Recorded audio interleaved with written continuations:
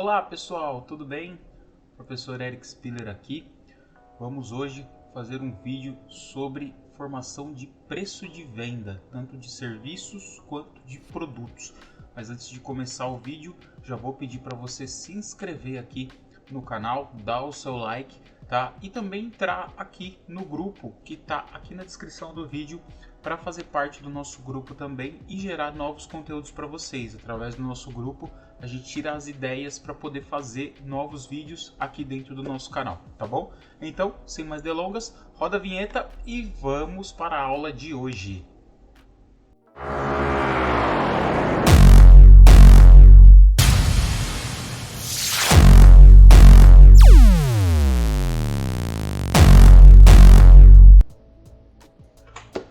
Fala turma, tudo bem com vocês? Hoje o vídeo que eu trago é para responder essa pergunta que está aqui na tela. Como fazer o preço de um serviço ou produto que eu irei vender? Então esses passos essenciais para fazer o preço ideal, né? Considerando custos, pesquisa de mercado, valor agregado e muito mais. Então vamos entender como que a gente vai montar o preço de um serviço ou produto que vai ser vendido aí por você aí, pode ser qualquer maneira, em qualquer mercado, pode ser produto, pode ser serviço, se você produzir, ou então um serviço que você vai colocar. Vamos lá. Primeira coisa que a gente tem que fazer para poder definir os custos, é óbvio, né? Então a gente tem ali custos diretos, custos indiretos e impostos e taxas. O que são custos diretos? Você tem que identificar e somar quais os custos que estão envolvidos na produção ou na entrega desse serviço. Entende? Vamos dar um exemplo para ficar mais fácil, né? Eu vou pegar aqui um marca-texto. Então, esse marca-texto aqui, ele tem um custo de produção de matéria-prima. Então, aqui tem o plástico, aqui tem a pontinha, aqui tem a tinta que vai dentro. Então, isso é custo direto. Então, eu utilizo uma certa quantidade de matéria-prima para poder montar esse marca-texto.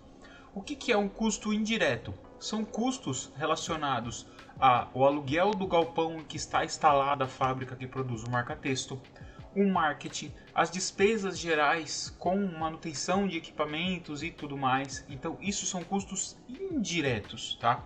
E como que você faz a conta para fazer esses custos indiretos? Por muitas vezes você tem que fazer um rateio, uma média ponderada, você tem que ver a quantidade, a capacidade produtiva daquele local relacionado, dividido pelo custo, para você chegar em um valor de custo indireto, tá? Então, isso eu estou dando um exemplo de produto. Eric, vamos dar um exemplo de serviço então, tá? Legal, vamos dizer que a gente tem uma academia, tá? Quais são os custos diretos envolvidos na produção ou na entrega desse serviço da academia? Então, qual que é o custo direto envolvido na academia? O custo direto é o quê? É você disponibilizar o local, aquele horário específico, vamos dizer assim, né, para aqueles clientes. É você disponibilizar, ter máquinas, ter todos aqueles equipamentos para que a pessoa possa lá e utilizar. Então assim, ele tem uma vida útil, aquele equipamento, então está relacionado a custo direto. Então tem que fazer uma conta, né? Qual que é a vida útil desse material, se ele for utilizado, e quais são os custos indiretos dessa academia? A mesma coisa, você vai entrar lá com água, com luz, com telefone, com funcionários, então são os custos indiretos. Então, somando todos esses custos e dividindo pelas horas que você tem disponível para a pessoa poder ir lá utilizar, você consegue chegar no valor médio de custo para disponibilizar aquele tempo para poder gerar aquele serviço, tá bom? Então, aqui foi um parâmetro assim meio alto por custos diretos e custos indiretos, tá? Mas basicamente é isso. Custo direto é tudo que está relacionado diretamente com o produto ou com o serviço. Então, produto está aqui, então um material que é utilizado, que foi feito o produto. O que é o custo indireto? Todo o maquinário que foi feito para produzir, fora mais água, luz, essas coisas. E aí o terceiro, claro que a gente entra aí, a fatia de impostos e taxas, né, que serão aplicados sempre ao preço final. Para fazer o custo de qualquer produto ou serviço, você tem que levar essas três características, a soma desses três: custo indireto, custo direto, impostos e taxas. Beleza? Feito isso, qual que é o próximo passo? A gente tem que ir para uma pesquisa de mercado e analisar a concorrência. Então, você tem que ir lá e pesquisar preços similares, analisar os valores praticados pela concorrência para evitar que você venha com preços muito altos ou muito baixos, certo? Isso é claro, a gente sempre tem que olhar para o coleguinha, não tem jeito, tá? E a partir desses preços, o ideal é que você monte uma análise SWOT em cima disso, né? Que eu vou deixar um card aqui para você ver o nosso vídeo explicando sobre análise SWOT.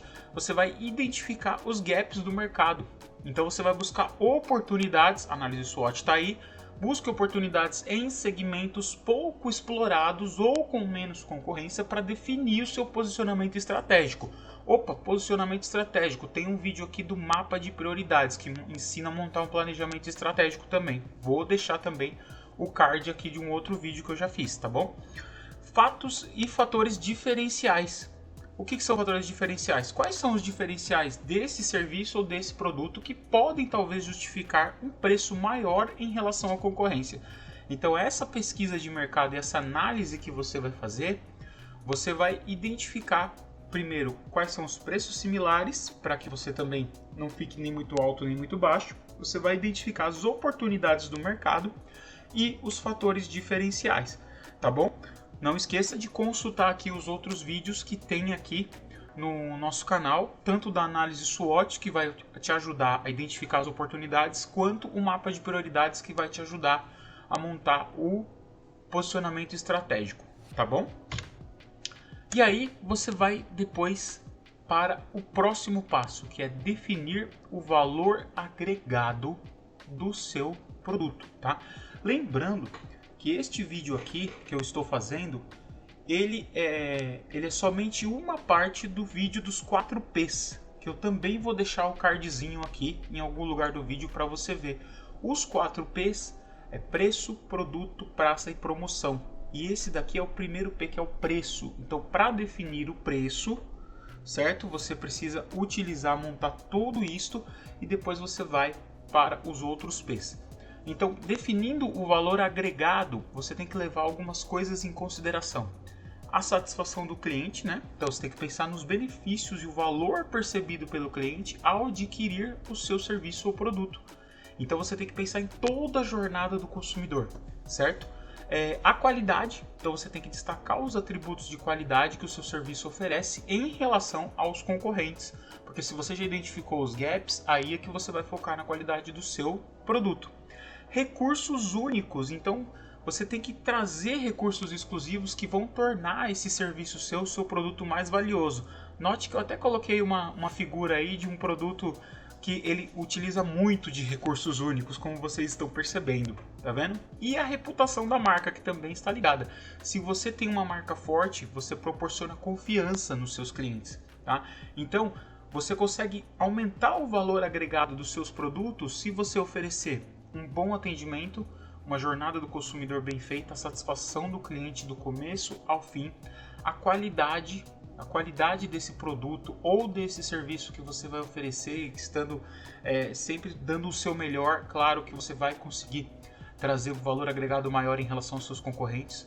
Os recursos únicos, exclusivos, você tem que trazer você tem que ser diferencial. O seu diferencial tem que estar ali, mostrando dentro do serviço, dentro do produto, para tornar ele mais valioso. E a reputação da marca, que você vai crescendo aos poucos, tá certo? Além de definir o valor agregado, aí vemos a margem de lucro desejada, tá? Então, definindo o valor agregado, a gente consegue estabelecer aí uma margem de lucro para tornar o negócio sustentável. Então, quando você está definindo o preço do produto, você precisa verificar a margem de lucro para tornar esse negócio sustentável, tá? A primeira situação é essa. Você não pode vender um produto, claro, devendo. Você não pode vender um produto que não vai te dar nenhum lucro. Ele precisa dar lucro. Porém, se você estiver em um ambiente muito competitivo, você tem que estabelecer um ponto de equilíbrio entre a margem de lucro desejada e a competitividade do mercado.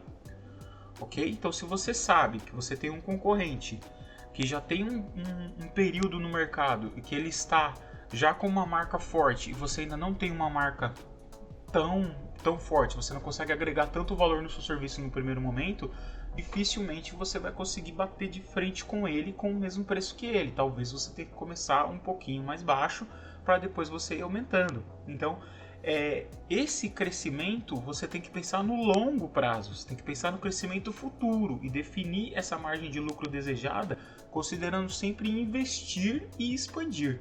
Né? Sempre essa margem de lucro, ela também tem uma parcelinha ali de investimento e de expansão do negócio e da marca. Tá? Por isso que aqui antes, reputação da marca. A reputação da marca, ela conta muito. Você precisa criar uma marca sólida. Você precisa criar uma marca que as pessoas queiram fazer parte disso. Elas não estejam consumindo só o produto, elas estejam consumindo a marca também. Tá? Como, por exemplo, este que a gente está vendo aqui. Este aqui, as pessoas elas consomem a marca. Pode ser o produto o mais simples da linha deles, mas a pessoa ela compra por causa da marca, certo? Então, e aí a gente tem que considerar um outro fator que é muito importante, que vocês nunca devem ter nem ouvido falar, que é a elasticidade da demanda. O que é elasticidade da demanda? Que coisa doida. É analisar como que a demanda do mercado ela pode variar em função do preço. Opa, peraí, cara, você está embolando tudo. Não. Vamos entender de uma maneira mais simples. Existem 3 tipos de elasticidade. Elasticidade alta, a baixa e a unitária. O que é uma elasticidade alta? É aquele produto ou serviço em que ele já tem muitos concorrentes no mercado e que já tem um valor pré-definido. Então, por exemplo, vou dar o exemplo de novo aqui do meu marca-texto. Vamos supor que você tem ali vários marca-textos de várias marcas diferentes. Você vai vender esse marca-texto lá na sua papelaria. E você tem ali 20 tipos de marca-textos diferentes. Como que você vai fazer o preço dela? Se você não colocar os preços parecidos, vamos dizer assim, com pouca diferença um do outro, provavelmente o marca-texto mais caro ele vai ficar lá. Entende? Então você tem vários. Imagina que você tem muitos marca-textos de várias marcas diferentes e todos eles seguem um padrão de preço. O que isso quer dizer? Isso quer dizer que pequenas variações de preço vai impactar significativamente a demanda. Então, se você tem um marca-texto que ele está ali coisa de 50 centavos mais caro do que os outros marca-textos, possivelmente você vai ficar com ele lá e a demanda por ele vai baixar significativamente. Agora, se você conseguir equiparar, você pode ter Isso é uma elasticidade alta, entende? Quando você já tem uma prévia, quando você já tem muita concorrência no mercado. Tá? O que é uma elasticidade baixa? É quando você tem produtos ou serviços menos sensíveis às mudanças de preço, permitindo preços mais altos. Quando você tem uma marca sólida no mercado, como aquela anterior que eu utilizei ali, né, a da maçãzinha, você pode colocar um valor mais alto e ele é menos sensível às mudanças do mercado, porque a concorrência dele é meio que mínima, entende? Então isso é você criar uma marca tão forte que a sua elasticidade se torna baixa. É claro que isso depende de anos aí, mas você tem opções assim também. Por exemplo, vou dar um exemplo simples de serviço aqui, que como eu tenho muitos casos aqui, por exemplo, de estúdio de pilates. Se você tem um estúdio de pilates em uma cidade pequena, em que não tem mais nenhum estúdio de pilates, você tem uma boa oportunidade aí. Qual que é a oportunidade que você tem? Você tem uma elasticidade baixa, certo? Você faz a sua análise de preço, compara com outros, com de outras cidades, mas ali, por você saber que você está sozinha, você consegue ter ali uma mudança menos sensível à mudança de preço. Então você pode começar ali com um valor e ir aumentando aos poucos, permitindo um preço um pouco mais alto. Isso é uma elasticidade baixa, entende? Então essa análise depende muito de concorrência. Essa é a elasticidade em relação à demanda. E Eric, o que é elasticidade unitária? É uma variação de preço que ela tem um impacto proporcional na demanda. O que eu quero dizer com isso? Eu quero dizer o seguinte, quando você já tem os parâmetros tão bem definidos, que, por exemplo, você tem um produto ou um serviço que você vai aumentar em 10%, vamos dizer que eu vou aumentar em 10% o valor desse produto e desse serviço, e você já espera e já tem um impacto proporcional inverso na demanda. Então eu aumentei em 10% o valor desse serviço, eu tive 10% a menos de venda nessa demanda. Isso é uma elasticidade unitária, tá? Só para vocês entenderem. É mais difícil de acontecer, mas normalmente você tem uma elasticidade alta quando você tem uma concorrência muito alta, ou você tem uma elasticidade baixa dependendo do seu posicionamento estratégico. Por isso que nós estamos aqui no primeiro P do preço, certo? Então o seu posicionamento ali também ajuda. Então volto a falar, assiste aqui o vídeo dos 4 P's para vocês entenderem melhor, desculpem. Vamos lá. Avaliando a percepção de valor pelo cliente. Então você tem que entender como que o seu serviço e o seu produto é percebido pelos clientes e usar essa informação para definir um preço justo. Como assim, Eric? Respostas emocionais. Pense nas emoções em que o seu produto desperta nos clientes e como isso influenciam a disposição de pagar mais. Destaque aspectos que gerem satisfação e bem-estar emocional. Antigamente, as pessoas elas só pensavam na utilidade do produto.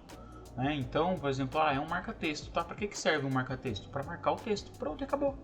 Não, aqui a gente tem que pensar na resposta emocional. Entende? Às vezes esse marca-texto ele tem um diferencial, ele tem um cheirinho diferente. Ó, tá vendo que ele tem uma ponta? Ele vai despertar uma emoção, ele vai lembrar ao cliente, ele vai lembrar o cliente, a pessoa que comprar, uma época de escola, ou se é uma pessoa que mais nova, ele vai dar um alívio, ele vai ajudar em alguma coisa. Você tem que destacar esse aspecto que vai gerar uma satisfação de organização, de deixar tudo certinho e por aí vai. Isso eu estou falando de produto, mas na questão de serviço é mais fácil ainda você pegar, por exemplo, de novo, se você está falando de saúde, de bem-estar, como que isso vai ser bom para a sua saúde, quanto que aquele serviço vai trazer para o seu bem-estar físico, emocional, psicológico, né? Então isto é avaliar a percepção do valor em resposta emocional pelo cliente. E a segunda parte que é a racionalidade e utilidade. Então qual que é a utilidade do serviço? Prática, de novo, vamos voltar aqui. E para que serve isso? Serve para marcar o texto, ele atende às necessidades do cliente. A característica dele é essa, ele é um produto leve, ele é um produto de fácil manuseio, né? Então o benefício mais objetivo. Então você tem que olhar os dois lados da moeda, o lado emocional e o lado da racionalidade, tá? Daquele produto ou daquele serviço, certo? E por último, a gente fala um pouquinho da adaptação do preço conforme o ciclo de vida do produto. Eu já falei em outros vídeos aqui que uma empresa ela tem ali nascimento, crescimento, a maturidade e o declínio até a morte. Todo produto ele também tem isso. Então, a fase inicial, quando você lança um produto no mercado, talvez os preços podem ser mais altos para recuperar custos e experiências de mercado. Conforme ele vai crescendo, à medida que a demanda aumenta, também pode ser que você consiga aumentar um pouquinho mais os preços de forma sustentável.